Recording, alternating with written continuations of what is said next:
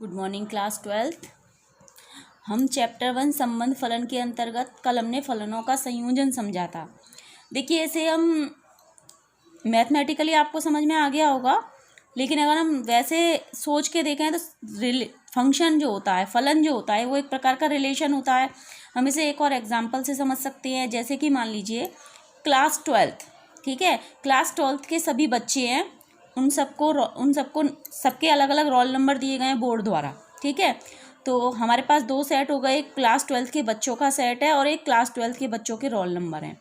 एक तीसरा सेट अगर मैं ले लूँ कि जो रोल नंबर दिए गए हैं उन रोल नंबर के अकॉर्डिंग उनको कोई कोड भी दिया गया है, कोड दिया गया है कुछ किसी आधार पर कि इसका कोड ये है, इस रोल नंबर का कोड ये है, तो वो तीसरा सेट हो गया कोड का। यानी कि इसका मतलब कि ए का रिलेशन बी से है, यानी क्लास 12th के सभी बच्चों को रोल नंबर अलॉट किए गए हैं, यानी ए के प्रत्येक एलिमेंट यानी प्रत्येक स्टूडेंट के पास एक रोल नंबर है। बी का रिलेशन सी से है कि प्रत्येक रोल नंबर को एक कोड नंबर दिया गया है। ये दोनों एक फलन है हमारा किसमें, ए से बी में, और एक फलन है बी से सी में। अब ए से सी में भी एक नया फलन बना सकते हैं हम कि प्रत्येक स्टूडेंट को एक कोड नंबर अलॉट किया गया है अकॉर्डिंग टू रोल नंबर। तो ए से सी में भी एक फलन होगा, यानी ए का रिलेशन बी से है, बी का रिलेशन सी से है, तो ए का रिलेशन जो सी से है वो भी एक नया फंक्शन बन जाएगा। इस तरीके से हम इन्हें कहते हैं फलनों का संयोजन। ये मैंने आपको एक इजी वे में थोड़ा समझाने की कोशिश की थी। आइए अब एग्जाम्पल 17 को देखते हैं थोड़ा सा। पहले इस क्वेश्चन को समझते हैं। क्वेश्चन में हमें एक फंक्शन एफ गिवन है, एफ ऑफ एक्स फंक्शन है 3x + 4/5x - 7 द्वारा परिभाषित फलन। अब फलन जब भी कोई फंक्शन होता है वो एक सेट से दूसरे सेट में होता है कि एक हमारा होता है डोमेन और एक होता है हमारा कोडोमेन। तो यहाँ डोमेन क्या है, रियल नंबर, पर उसमें 7/5 नहीं है, क्योंकि 7/5 की वैल्यू पर हमारा जो फंक्शन है, अगर x की जगह मैं 7/5 रख दूं तो फंक्शन की वैल्यू एफ ऑफ एक्स की वैल्यू इन्फिनिटी आएगी और फंक्शन अपरिभाषित हो जाएगा। यानी डोमेन क्या है, set of real number without 7/5, यानी उसमें 7/5 को छोड़कर सभी रियल नंबर हैं। और एफ ऑफ एक्स में 3/5 को छोड़कर, यानी जो हमारा कोडोमेन है उसमें भी रियल नंबर है, लेकिन उसमें क्या नहीं है, 3/5 नहीं है, और इसमें डोमेन में क्या नहीं है, 7/5 नहीं है। ये आपको अच्छे से समझ में आ गया। यानी एक सेट से दूसरे सेट में एक फंक्शन इस प्रकार परिभाषित है, ठीक है। अब ये डोमेन हो गया, ये कोडोमेन हो गया, यानी एक सेट ए है और एक सेट बी है जिस पर हमें फंक्शन डिफाइन दे रखा है। ओके, अब अनदर फंक्शन है जी ऑफ एक्स, जिसको किस तरह परिभाषित किया गया है, 7x + 4/5x - 3। अब ये भी एक सेट से दूसरे सेट में होगा, तो इसके लिए डोमेन r - 3/5 है और कोडोमेन r - 7/5 है। यानी यहाँ पर जो हमें एफ ऑफ एक्स में जो ए सेट था वो डोमेन था और बी सेट क्या था, कोडोमेन। तो यहाँ पर उल्टा हो गया। देखिए जो बी है वो क्या बन गया, जी के लिए बी डोमेन बन गया और ए क्या बन गया, कोडोमेन। देखिए उल्टा हो गया, ये जो कोडोमेन था यहाँ ये डोमेन बन गया और जो डोमेन था वो क्या बन गया, कोडोमेन। प्रदत्त है मतलब दिया गया है, तो सिद्ध करो कि फॉग = IA। बच्चों यहाँ IA का मतलब है तत्समक फलन। तत्समक फलन वो होता है जिसमें जो वैल्यू हम इनपुट करते हैं वही वैल्यू हमें आउटपुट के रूप में मिलती है। यानी यहाँ हम एक्स की जो वैल्यू इंसर्ट करेंगे फॉग में, वही वैल्यू फॉग ऑफ एक्स की आएगी। जैसे हमने x = 1 रखा तो फॉग ऑफ 1 = भी 1 आएगा, ठीक है। तथा गॉफ बराबर IB, गॉफ क्या आएगा, IB। इस प्रकार है कि IA of x = x। IA क्या है, तत्समक फलन। यहाँ x की जो वैल्यू इंसर्ट करेंगे वही हमें आउटपुट मिलेगा, और यहाँ जो x है वो किसको बिलोंग करेगा, a को। a कौन सा सेट था, r - 7/5, ठीक है।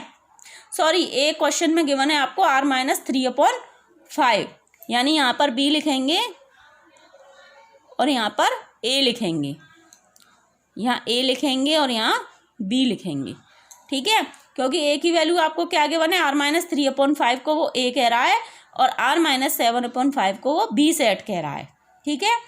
आई ए और आई बी क्रमशः समुच्चय ए तथा समुच्चय बी पर तत्समक फलन है। तत्समक फलन का मतलब मैंने आपको बताया, जो इनपुट इंसर्ट करेंगे वही आउटपुट आएगा, यानी जो डोमेन या एक्स की जो भी वैल्यू हम डालेंगे वही क्या होगी, रेंज होगा। ठीक है, यहाँ कोडोमेन नहीं होगा, यहाँ क्या होगा, जो एक्स की वैल्यू आप इंसर्ट करेंगे वही आपका क्या होगा, कोड, जो डोमेन होगा वही रेंज होगा। ठीक है, अब हमको क्वेश्चन समझ में आ गया आप लोगों को अच्छी तरह से। अब हमको प्रूफ क्या करना है, सबसे पहले तो हमें फॉग और गॉफ निकालने हैं। क्या निकालने हैं बच्चों, फॉग और गॉफ। फॉग और गॉफ निकालने हम सीख चुके हैं। तो हमें एफ ऑफ एक्स क्या गिवन है, 3x + 4/5x - 7। G of X क्या गिवन है, 7x + 4/5x - 3। ठीक है, अब हमें फॉग निकालना है, तो फॉग का मतलब क्या होता है, F of G of X. ठीक है, अब यहाँ जहाँ जहाँ एक्स आ रहा है वहाँ वहाँ मैं क्या लिख दूंगी, जी ऑफ एक्स लिख दूंगी। फिर जी ऑफ एक्स की यहाँ वैल्यू मैंने पुट कर दी, एलसीएम लिया, एलसीएम लेकर इसको सॉल्व कर लिया।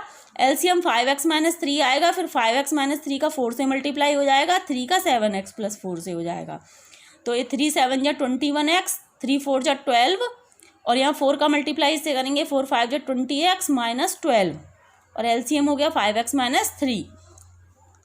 सेम नीचे करेंगे, 5 का मल्टीप्लाई 7x से किया 35x, 5 4 जा 20, एलसीएम आ जाएगा 5x - 3, 5x - 3 का मल्टीप्लाई -7 से करेंगे तो -35x, और माइनस प्लस हो जाएंगे +21। ठीक है, एलसीएम से एलसीएम कैंसिल आउट हो जाएगा, और यहाँ हमारा आ जाएगा 41x/41। 41 से 41 कैंसिल, हमारी वैल्यू आ गई x, यानी फॉग ऑफ x बराबर x।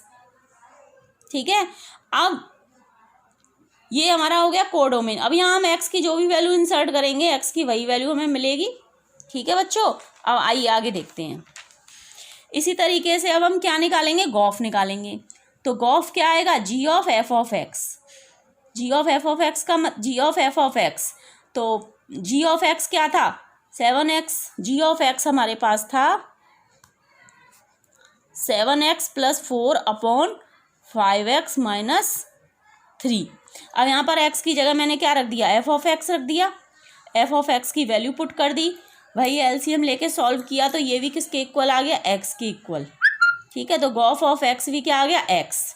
For all x belongs to b, क्योंकि यहाँ पर जो मोस्टली क्वेश्चन हमारा सॉल्व हो चुका है। अब आपको ये बताना है कि फॉग ऑफ x बराबर x आया।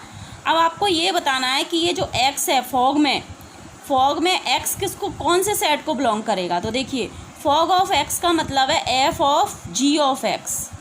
तो यहाँ पर जो x है वो क्या होगा, g वाले सेट का, g वाले फंक्शन का डोमेन होगा। क्या होगा, g वाले फंक्शन का डोमेन होगा। x की जो वैल्यू हम इंसर्ट करेंगे, तो g का डोमेन क्या है, a, इसीलिए यहाँ पर फॉग वाले में x is belongs to a होगा। ठीक है, और गॉफ ऑफ x में g of F of x होगा।